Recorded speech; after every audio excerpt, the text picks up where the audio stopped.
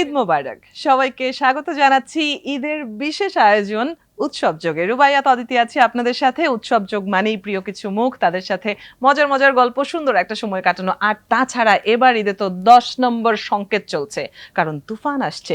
তবে এই তুফান সবাইকে বিনোদিত করতে আসছে, আর তুফান নিয়েই আমাদের আজকের আয়োজন। কারণ আমাদের সাথে স্টুডিওতে উপস্থিত আছেন এমন দুজন অতিথি যারা তুফানের সাথে সংশ্লিষ্ট। চলুন তাদের কাছে চলে যাই সরাসরি। আমাদের সাথে আছেন চলচ্চিত্র পরিচালক রায়হান রাফি, আছেন নাবিলা, উপস্থাপিকা, অভিনেত্রী, এখন তো তুফানের নায়িকা যেহেতু, কাজেই আলাদা করে এটা একটা পরিচয় দেওয়ার মতো বিষয় হয়ে গেছে। ঈদ মোবারক। ঈদ মোবারক। ঈদের দিনটাতে আপনারা এসেছেন, সময় দিয়েছেন, অনেক অনেক ধন্যবাদ সেই জন্য। ঈদের দিন সম্পর্কে একটু শুনবো আমরা। শুট শুরু হওয়ার আগে যে আলোচনাটা হচ্ছিল হাটে যাওয়া নিয়ে, রাফির কাছে শুরুতেই শুনি যে হাটে কি যাওয়া হয় বা প্রতি ঈদেই কি যাওয়া হয়? আমি হাটে যেতে চাই না, কিন্তু আমার আব্বুর ধারণা আমি অনেক ফ্রি একজন মানুষ, আমি একদম ব্যস্ত না। আমি পোস্ট শেষ করে একদম বিধ্বস্ত হয়ে যখন বাসায় আসছি, তো আব্বু বলছে তুমি গরু কিনতে যাচ্ছ না কেন, গরুটা কিনে নিয়ে আসো। আমি তো অনেক ব্যস্ত। কিসের ব্যস্ত, কিসের কি, সব বন্ধ করো, যাও গরু কিনে নিয়ে আসো। তো এখন বাবা মা কথা তো ফেলা যায় না, তো গিয়েছি নিয়ে এসেছি। নাবিলার ঈদ কেমন কাটছে? মেয়েকে নিয়েই ব্যস্ততা বেশিরভাগ? মেয়ে, পরিবার, সবকিছু নিয়ে ব্যস্ততা, এবং আরো একটা বিষয় যুক্ত হলো, সেটা হচ্ছে তুফান। তো অবশ্যই এবারের ঈদটা আমার জন্য অনেক ডিফারেন্ট আর স্পেশাল। পরিবারকে সময় দিয়েছি সারা দিন, আর এখন হচ্ছে তো তোমাদের সঙ্গে দেখা করছি, হলে হলে ঘুরছি, তো ভালোই লাগছে। তুফানের কথা যেহেতু আসছেই, তো আজকেই রিলিজ হলো, ইটস এ বিগ ডে। রাফির কাছে শুনি যে যেই ধরনের ধামাকা দিয়ে রিলিজ আশা করছিলেন তেমনটাই কি হয়েছে? এর থেকে ভয়ঙ্কর বেশি হয়েছে, এত আশা করিনি। সন্ধ্যার পরে আরো বেশি এনজয় করবো। মানুষ অলরেডি এখন পাগলের তুফানের মধ্যেই আছে। আর ম্যাক্সিমাম মানুষ দেখা যাচ্ছে যে মানে একটা ক্রেজি ফ্যানরা তো সকালবেলা দেখে ফেলে সিনেমা, দেখে ফেলে তারা উৎসব করতেছে। আর ম্যাক্সিমাম মানুষ এখন ছবিটা দেখতে যাচ্ছে আর কি। ফিডব্যাকের জন্য ওয়েট করছি ওরা আসলে কি বলে। আশা করি ভালো বলবে, কারণ এখন পর্যন্ত রেজাল্ট খুবই ভালো সারা বাংলাদেশে। আমি বিশ্বাস করি এটা ডে বাই ডে এটা আরো অনেক বড় হবে ইনশাল্লাহ। নিশ্চয়ই। নাবিলার যুক্ত হওয়ার গল্পটা শুনতে চাই তুফানের সাথে, এবং অবশ্যই কাজের অভিজ্ঞতাও। আচ্ছা, আমার যুক্ত হওয়ার গল্পটা আসলে আমি অনেকবার বলেছি, একটু রাফির মুখে রাফির ভার্সনটা শুনি যে আসলে আমার যুক্ত হওয়াটা কিভাবে, কেন নাবিলাকে কেন ভাবলেন, বা কেন মনে হলো যে তুফানের নায়িকা নাবিলা হলে? আমার সবসময় চমক দিতে ভালো লাগে, আমি একটু সারপ্রাইজ করতে চাই। তা আমি যখন তুফান লিখলাম, আমার দুজন নায়িকা দরকার ছিল। তো আমি কেন প্ল্যান করলাম, আমার কাছে মনে হচ্ছিল যে আমি এমন একজন নিতে চাই যাকে কেউ ভাবতে পারে না। সাকিব খানের নাম শুনলেই স্বাভাবিক কি হয় যে বাংলাদেশে যারা কিনা কমার্শিয়াল নায়িকা তাদের নাম চলে আসে। সবকিছু মিলে আমার কাছে মনে হয় যে আয়নাবাজি একটা বিরাট বড় দর্শক ছিল এবং খুবই অন্য ধরনের দর্শক। এরা কিন্তু না আয়নাবাজি নায়িকাকে মিস করতেছিল। সেখান থেকে আমি একটা কমার্শিয়াল সিনেমা বানাচ্ছি সাকিব খানের সাথে। তো সাকিব খান এবং আয়নাবাজি নায়িকা নাবিলা যখন একসাথে হবে, দুজন দর্শক শ্রেণী তো আলাদা, এই মিক্স আপটা আমার কাছে মনে হচ্ছে অন্য কিছু হবে আর কি। এর মাঝখানে অনেকে অডিশন দিছে, কিন্তু যে হয় না যে প্রথম দেখা আলটিমেটলি শেষে নাবিলা আপুই ইয়ে হয়েছে, এবং উনি এত ভালো অভিনয় করছে এবং এত মিষ্টি করে অভিনয় করছে, মানে আমি জানি না, মানে আমরা তো ট্রেলার টিজারে আসলে এই অভিনয়টা দিতে পারিনি গল্পের রিভিল না করার জন্য। কিন্তু হলে গেলে আমি বলবো প্রত্যেকটা ছেলে এই মেয়েটার অ্যাটিটিউড, এই মেয়েটার প্রেম, এই মেয়েটার সবকিছুর প্রেমে পড়বে। আপনার চরিত্রের জন্য শিল্পী নির্বাচনের জায়গাটা নিয়ে আমার একটা প্রশ্ন আছে, কিন্তু তার আগে আমি নাবিলার কাছ থেকে ঘুরে আসি। সেটা হচ্ছে যে কথাটা রাফিও বলছিলেন যে আয়নাবাজি অন্য ঘরানার একটা সিনেমা ছিল, সেটার দর্শক বেজ আলাদা ছিল, এরপর তুফানের মতো একটি চলচ্চিত্রের সাথে যুক্ত হওয়া, দুইটার মধ্যে পার্থক্য কি ধরনের, বা চ্যালেঞ্জ কোনটাতে বেশি ছিল, কোনটা কেমন লেগেছে? অনেস্টলি পার্থক্য তো আছে, চ্যালেঞ্জ কিছু লাগেনি। পার্থক্যটা এরকম যে সময়ের একটা ব্যবধান রয়েছে, যে আয়নাবাজি 8 বছর আগের একটা সিনেমা, এবং তখনের পরিবেশ, ওটার গল্প বা সেটা ছিল পুরান ঢাকার ওপর বেস করে একটা গল্প। সো আমাদের শুটিং সেখানে হয়েছে, ওটার আমেজ অন্যরকম ছিল। আর দিস ফিল্ম ইজ কমপ্লিট, আয়নাবাজিও আমি কিন্তু কমার্শিয়াল ফিল্ম হিসেবেই ধরি, কারণ যে ফিল্ম আপনার commercially successful, that is a commercial film. আর বাট এই ফিল্মটা হচ্ছে it's a very larger than life film. Obviously এটার গল্প, এটার মধ্যে যে অ্যাকশন বা এটাকে যেভাবে ভাবা হয়েছে, ইটস আ কমপ্লিট হল মুভি। সিনেমা হল মুভি, এবং যেখানে শাকিব খান রয়েছেন। তো কাজ করতে গিয়েও পুরো আবহটাও কিন্তু একটু লার্জার দেন লাইফই ছিল, হ্যাঁ, সবভাবে। তো অফকোর্স ওই পার্থক্যটা তো খুবই ফিল করেছি। সেটা অভিনয়ের জায়গাটাতে কোনো ঝামেলা হয়নি? না, মানে দুই ধরনের অভিনয় করতে হচ্ছে এরকম মনে হয়? একদম না। অভিনয়ের জায়গা, অভিনয় তো অভিনয়, মানে সেখানে আমার কোনো, আমি আসলে জানি না যে কোথায় কি পার্থক্য বলা হয়, আমি কোনো এক্সপিরিয়েন্স করিনি, তাই হয়তো পার্থক্য আছে কমার্শিয়াল বা ইয়ে, বাট এইটা না খুব মানে নাইস একটা মিক্স ছিল অ্যাজ ইন যে ইটস আ ভেরি, মানে রাফি সেই জিনিসটা করতে পেরেছে বলেই এটার নতুনত্ব মানুষ টিজারে দেখতে পেয়েছে এবং আজকে হলে, এখন থেকে মানুষ হলে দেখতে পাচ্ছে। একটা সুন্দর blend of classiness and also of the commercial এবং angle মাসালাও আছে and the যেহেতু। masala and everything. Okay. হ্যাঁ। আমি শিল্পী নির্বাচনের জায়গাটাতে যে প্রশ্নটা রাখতে চাচ্ছিলাম সেটা হচ্ছে, ইতিমধ্যে রায়হান রাফি কিন্তু একটা ব্র্যান্ড, আপনি নিজেকে দাঁড় করিয়েছেন সেই জায়গাটিতে। আপনার চলচ্চিত্র আসছে মানে সেটা আলাদাভাবে আলোচনায় আসে, সেটা নিয়ে একটা দর্শকদের মধ্যে আগ্রহ তৈরি হয়, একটা প্রত্যাশার জায়গা তৈরি হয়। আপনি নতুন মুখ নিয়ে কাজ খুব একটা কেন করেন না? যেহেতু আপনি ব্র্যান্ড হয়ে গেছেন, আপনি তো চাইলে নতুনদেরকে ইন্ট্রোডিউস করতে পারেন। সম্ভাবনাময় এরকম ছেলে মেয়ে কি আছে, মানে আপনার কি চোখে পড়ে না? আচ্ছা, আমি আগে ওই প্রশ্নটার সাথে একটু উত্তর দিয়ে তারপর এই প্রশ্নের উত্তর দিই। ওইটার সাথে আমার মনে হয় একটু উত্তর দেওয়া আছে। মানে আমাদের কাছে এই জিনিসটাই আমি ভাঙতে চাইছি শুরু থেকে ক্যারিয়ারে, যে আমরা কমার্শিয়াল সিনেমা যখন ভাবি তখন ভাবি এটা একদম ইলজিক্যাল বা একটা ওভার ড্রামাটিক সিনেমা হবে। যখন আমরা ভিন্ন ধারা সিনেমা ভাবি তখন এটা টু মাচ রিয়েলিস্টিক সিনেমা হবে, যেটা মানুষ বোর হয়ে যাবে। আমার প্রথম থেকে প্ল্যান ছিল আমি আসলে মিক্স বানাবো। আমার সবসময় প্ল্যান ছিল যে আমি কমার্শিয়াল সিনেমা বানাবো, কিন্তু আমি রিয়েলিস্টিক। কেন নাবিলার কাছে আসলে ডিফারেন্ট মনে হয় নাই। নাবিলা যদি আয়নাবাজিতে একরকম অ্যাক্টিং করছে, এখন আমি বলতেছি এই তুমি লাউড অ্যাক্টিং করো, চিল্লাও, একটু ড্রামা করো, তাহলে আমার মনে কাছে মনে হতো যে ডিফারেন্ট। কারণ ডিফারেন্ট লাগে নেই, ওখানেও সে অভিনয় করছে। আমি কোনো সময় বলি না যে আনরিয়েলিস্টিক অভিনয় করতে। আমাদের সিনেমার সবচেয়ে বড় ব্যাপার, আমি এটাকে অনেক বড় করে প্রেজেন্ট করছি, কিন্তু অভিনয়, ইমোশন, যেখানে যতটুকু কান্না করা দরকার ততটুকু কান্না করো, যেখানে যতটুকু হাসি করা দরকার হাসি, কমেডি যতটুকু আছে আপনার মনে হবে যে জোর করে লাউড আরোপিত না। হ্যাঁ, তো আমার কাছে মনে হয় যে কারণে আমি আসলে এত অল্প সময় মানুষ আমার কাজকে ভালোবাসে, খুব অল্প ডিরেক্টরই এই জায়গাটা পাইছে এবং ব্যবসা সফল হচ্ছে, সিনেমা ব্লকবাস্টার হচ্ছে। আমার কাছে মনে হয় আমি ব্ল্যান্ড ওই মিক্সটা করতে পারি। তো এইটাই আমার ইয়েতে। এবার আপনার দ্বিতীয় প্রশ্ন, আমার মনে হয় আপনার সমস্যা হচ্ছে কি, এটা একটা বলতে হবে, আমি যাকে নিয়ে সিনেমা বানাই সে তো আসলে হিট হয়ে যায়। এই কারণে আমরা ভুলে যাই, সরি কেউ মনে করবেন না, যে তখন ভাবি যে আল্লাহ তো স্টারই। শরীফুল রাজকে নিয়ে যখন সিনেমা বানাইছি, শরীফুল রাজ তখন স্টার ছিল না, ইনফ্যাক্ট তোমার খুবই নতুন ছিল। এর আগে যে একটা সিনেমা করছে ও, যে সিনেমাটা আমার সিনেমার একটা আইসক্রিম করছে, এর আগে মডেলিং করতো, কিন্তু ওরকম পরিচিত ছিল না, একদম নতুন ছিল। বিতাসির মিম স্টার ছিল, কিন্তু সিনেমাতে বিতাসির মিমের অনেক বড় জায়গা ছিল না। ও এখানে অভিনয় করে ওর নিজের ইয়ে দেখাইছে।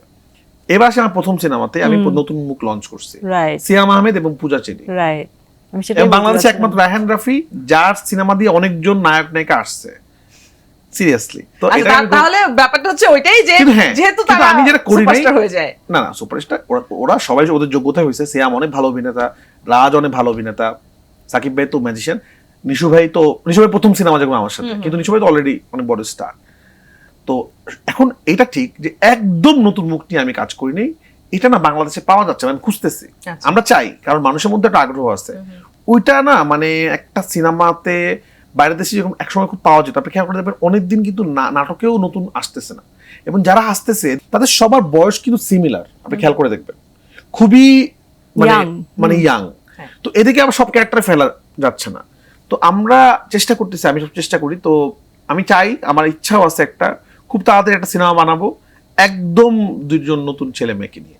কিন্তু একটা সিনেমার জন্য আসলে এটা পাওয়াটা মুশকিল, কারণ ওই যে আপনি একটু আগে একটা অফারের কথা বলতেছিলেন যে একসময় আপনি ময়মনসিংহ যখন যাইতেন তখন মহল্লা দিয়ে হেঁটে গেলে এখানে হারমোনি বাজতো, এখানে এটা বাজতো। একসময় বাংলাদেশে ছিল, কিন্তু নতুন নতুন গায়ক আসতো, ক্লোজ আপ থেকে, লাক্স থেকে আসতো, সব কিন্তু অফ হয়ে আছে এখন। আমরা পাচ্ছি না কিন্তু কোথাও। এবং যে কটা রিয়েলিটি শো হচ্ছে সবগুলোর মধ্যে অনেক রকমের ধরেন ইয়ে ঢুকে গেছে আসলে, যেটা মানুষ স্বচ্ছভাবে দেখতেছে না, এবং সবাই টিকটক করে স্টার হতে যাচ্ছে, কেউ না অভিনয় করে স্টার হতে যাচ্ছে না। আমাকে নিতে গেলে টিকটকারকে নিতে হবে, আমি টিকটককে ছোট করতেছি না। তো এখন কে যে ভালো অভিনেতা না, কেউ ভালো, এখন কেউ অডিশনে আসতেছে না। আমি টিকটক করবো, একটা ভাইরাল কিছু করবো, তখন আমাকে ডিরেক্টররা ডাকে। নাবিলা, একটা প্রসঙ্গ উঠেছিল, সেটা হচ্ছে অভিনয়ে কোনো ধরনের পার্থক্য আপনি পাননি, বা এটা কোনো আলাদা চ্যালেঞ্জ না, কিন্তু হয় না আমাদের শিল্পীদের মধ্যে কিংবা যারা পর্দার পেছনে কাজ করেন তাদের মধ্যে একটা ইমেজ বিল্ড আপের ব্যাপার থাকে। আয়নাবাজির পর তুফান, বড় পর্দার হিসাবটাই যদি শুধু করি আলাদা করে, তাহলে এখানে কোনো ইমেজ পরিবর্তন হওয়ার মতো ব্যাপার হচ্ছে কিনা? কাইন্ড অফ, হ্যাঁ, কারণ আয়নাবাজির পরও অভিনয় আমি করেছি অন্যান্য মাধ্যমে। ওটিটিতে কাজ করেছিলাম, যেমন ওটিটি জাস্ট নতুন আমাদের দেশে করোনারও আগ দিয়ে, এরপর তো আমার বিরতি গেছে একটা। তো তখন বিভিন্ন মাধ্যমে যখন কাজ করছিলাম সেখানেও না আমাকে সবসময় একটা একই ধাঁচে ফেলা হচ্ছিল, যে আচ্ছা আয়নাবাজিতে যেভাবে দেখেছে সেভাবে, অথবা কোনো সিরিয়াস রোল, যেমন আমি একটা রোবটের ক্যারেক্টারও করেছিলাম, it's a very serious role, হ্যাঁ, হইচইয়ের জন্য সেটা ছিল, বেশ গাম্ভীর্যপূর্ণ ব্যাপার স্যাপারে আমাকে সবসময় ভাবা হয়ে থাকে। তো এখানে এই আজকে রিলিজ পেলো, তো এখন যে কারণে একটু আড়াল করে রাখা, সেটা তো একটা অবশ্য গল্পের ভাগ আছে, বাট আমার ক্যারেক্টারটাও দেখতে পাবে যে রাফি আমাকে যে কথাটা বলছিল, এবং আমিও খুব চাচ্ছিলাম নিজের জন্য, সে যেরকম বললো যে সে সবাইকে এমনভাবে প্রেজেন্ট করে যেটা কেউ কখনো আসলে ভাবতে পারে না। আমার কাছে সবসময় মনে হয় কি, মানুষ খুব রিপিটেশন দেখতে চায়, রিপিটেশন পছন্দ করে, যে আচ্ছা এভাবে সে সাকসেস হয়েছে তাহলে এটাই করব আবার। এটা কি আসলে শিল্পীরা চায়, নাকি যারা মানে লগ্নি করছে তারা রিস্ক নিতে চায় না? আই ডোন্ট নো, কেউ কি নতুন কিছু এক্সপেরিমেন্ট করার চিন্তার যে একটা ক্রিয়েটিভিটি, সেটারও কি কোথাও অভাব থাকে কিনা আমি জানি না, বাট সবাই একটা যেটা হয়ে গেছে, যেটা দেখা, যেটা শিওর শট, সেটাই রিপিট করে, উইচ ইজ সামটাইমস মানে একটু বোরিং টু মি। হ্যাঁ, তো এবং রাফি সবসময়, সেটা আমি দেখেছি তার আগের কাজেও, সেটা সবসময় ভাঙার চেষ্টা করেছে। তো সেও আমাকে তো কাস্ট করেছে, এটা তো একটা মানে যেটা আমাকে কখনো ভাবতেই পারে নাই, যে শাকিব খানের বিপরীতে অনেককে ভাবা যায় কিন্তু আমাকে না, সেটা ভেঙেছে। প্লাস সে আমাকে বলেছে যে নাবিলা, আমি তোমাকে এমনভাবে প্রেজেন্ট করব যেভাবে তোমাকে কেউ আগে দেখে নাই। আমি বলছি প্লিজ, আমি নিজেও এটা চাই। তো তোমার একটু প্রেমিকা, একটু মজা করবে, একটু প্রেম করবে, একটু থাপ্পড় দিবে যে একটা ছেলেকে, একটু ডিস্টার্ব করবে, এই টাইপের ক্যারেক্টার হয়তো নিজেই ভাবতেছে যে এগুলো আমাকে হয়তো ডাকবে না, কারণ সবাই যখন ওই ধরনের ডাকবে না, না ডাকছিল না, ডাকছিল না, তখন কি হয় না, একটা সময় কি হয়, যখন মানুষ না ডাকে মাইন্ড সেটআপ হয়ে যায় যে আচ্ছা তাহলে মানে আমি তো, আমাকে ডাকতেছে না মানুষ, আমাকে আমি মনে হয় ওই ক্যারেক্টারের জন্যই। সো থ্যাংক ইউ, আমি আসলেই তাকে, রাফিকে থ্যাঙ্কস জানাতে চাই যে ওই সাহসটা করেছে, এবং আই হোপ যে এখন থেকে মানুষ একটু আমাকে অন্যভাবে ভাববে। জায়গাটাতে যদি আমরা আসি, একদম এফডিসি বেসড সিনেমা নিয়ে এক ধরনের একঘেয়েমি কিন্তু চলেই এসেছে দর্শকদের মধ্যে, এবং অনেকটা সমালোচনার ভেতর দিয়ে এখন বোধহয় আবারও একটা উত্তরণের সময় দেখছে এফডিসি। আপনার কাছে যদি জানতে চাই, এফডিসির চলচ্চিত্রাঙ্গন, এই যে শিল্পী সমিতি, নির্বাচন ইত্যাদি ইত্যাদি, ওখানকার পরিবেশ, ওখানকার টেকনোলজিক্যালি কতখানি সময়ের সাথে সাথে উন্নত হয়েছে, এই সবকিছু মিলিয়ে যদি আপনার মন্তব্য জানতে চাই রাফি। মন্তব্য দিলে এটা অনেকে মন খারাপ করবে, মন্তব্য দিতে চাই না এই কারণে, বাট আমি এতটুকু এটাই শুধু বলবো, এফডিসি যারা আমাদের সিনিয়র শিল্পীরা আছেন, সিনিয়র ডিরেক্টররা আছেন, আমরা তাদেরকে অনেক শ্রদ্ধা করি, অনেক ভালোবাসি, তারাই সিনেমাটাকে আজকে এখানে নিয়ে এসেছে। বাট এখন যখন আমরা বাইরের থেকে সিনেমা করছি, আমাদের সবাইকে তাদের সাপোর্ট করা উচিত, কারণ ছবিতে খুব ব্যবসা সফলতাও কিন্তু হচ্ছে না। আমার কথা কি, এটাই আমি বলতেছি, যখন আমাদের সিনেমা শুরুর আগে আমি খুব কষ্ট পাইছি, তারা যখন হঠাৎ করে মাঝে মাঝে এমন খুবই নর্মাল ইউটিউব চ্যানেল, যেটা কিনা খুবই নাম করা না, এরা তাদের কাছে যখন যায়, তারা উইয়ার ইয়ে বলছে না তুফান এরকম, তুফান সেরকম, তো তখন খুব কষ্ট লাগে যে আচ্ছা আমরা তো আমরা কিন্তু অনেক সময় বলতে পারি চাইলে যে কেন এরকম নির্বাচন হচ্ছে, কি হচ্ছে। লাস্ট 5টা ছবি মানে এই বছর, আমার কথা যে সে সিনেমা নিয়ে কথা বলবে বা ই করবে, আমার কথা যে লাস্ট 5 বছরে যে কটা সিনেমা ব্লকবাস্টার হয়েছে, কয়টা আসলে কে বানাইছে, তাদের তো গ্রহণযোগ্যতা আছে, আমরা তারপরে তাদেরকে সম্মান করার চেষ্টা করি, কারণ তারা আমাদের সিনেমাটার কাছে এখানে নিয়ে আসছে। নাবিলার কাছে যাব, যেটা আমরা আলাপ করছিলাম যে এরপর আসলে টার্গেটটা কোথায়, বড় পর্দায় কি প্রধান জায়গা হবে কাজের? টার্গেট বলে তো কিছু নেই, কিন্তু বড় পর্দায় যদি স্থায়ী হতে পারি তাহলে এটা তো খুব ভালো। শিল্পী মাত্রই চায় বোধহয়, সবাই চায়, সবাই সেটাই চায়, ভালো কাজ হতে হবে, গল্প হতে হবে, নির্মাতা আমার জন্য খুব ইম্পর্টেন্ট, খুব ভালো নির্মাতা হতে হবে, এই আর সেটা যদি বড় পর্দায় হয় তাহলে ওয়াই নট। পাইপলাইনে কাজ আছে কোনো, মানে নাকি পরিকল্পনায় আছে কিছু? পরিকল্পনা জায়গা তো আমি নেই, আমাকে নিয়ে পরিকল্পনা করলে কাজ হবে, তবে সামনে আমার আরেকটা ফিল্ম আসছে, সেটা রেডি আছে, এই বছরই রিলিজ পাবে, তো দেখি। শুটিং ডান। বাহ, যে প্রসঙ্গটাতে ছিলাম সেই আলাপে আবারও ফিরতে চাই। সোশ্যাল মিডিয়ায় তুফানকে ঘিরেই তো আসলে অনেক দিন ধরেও আলোচনা হচ্ছে, সাকিব খানকে আটকাতে হবে, এটা নিয়েও নাকি কথাবার্তা হয়েছে। তারপর সিন্ডিকেট শব্দটার জায়গায় আসতে চাই, আসলেই কি সিন্ডিকেট আছে ফিল্মে? আমি বিশ্বাস করি না। সত্যি কতটুকু? না না, সিন্ডিকেট সিন্ডিকেট আছে এখন। কেউ যদি ভাবে আমরা সিন্ডিকেট, তাহলে সিন্ডিকেট করে লাভ কি? সিনেমা তো হিট হচ্ছে সিন্ডিকেটের বাইরে। খুবই সহজ হিসাব। দেখেন, সিনেমার হিসাবটা খুব পরিষ্কার, এটা দর্শক রায় দিবে কোন সিনেমাটা ভালো কোন সিনেমা খারাপ। এখানে আসলে আমি আপনি রায় দেওয়ার কিছু না, এই সিনেমা ভালো এই সিনেমা খারাপ। আজকে তুফান ভালো হইলেও এফডিসি তো খুশি, এফডিসির লোকজনই খুশি হবে, বাংলা সিনেমা মানে ভালো হবে। আজকে এফডিসির একটা সিনেমা যখন ভালো হবে, আমাদের বাংলা সিনেমার জন্য ভালো হবে। তো এখানে সবাই আমরা নিজেরা মানুষ, শুধু এইটুকু একটা ইন্ডাস্ট্রির মধ্যে দলাদলি সিন্ডিকেট করে কোনো লাভ নেই আসলে। আমি তাদেরকে অনুরোধ করবো, আপনারা তুফান দেখেন, আপনাদের ভালো লাগবে, কারণ আপনারা প্রাউড ফিল করবেন আমরা আপনাদেরই সন্তান। মানে আমাদের সিনেমাটা কোনো অংশে বাংলাদেশি বলে আমরা একটু ছোট এরকম মনে হবে না, এটা আমি গ্যারান্টি দিয়ে বলতে পারি। আপনাদের সিনেমা হলে গেলে মন ভরে যাবে যে হ্যাঁ, মেড ইন বাংলাদেশ একটা সিনেমা আমরা বানাতে পারছি। এবং সিনেমার প্রায় 80% টেকনিক্যাল টিম হলো বাংলাদেশি।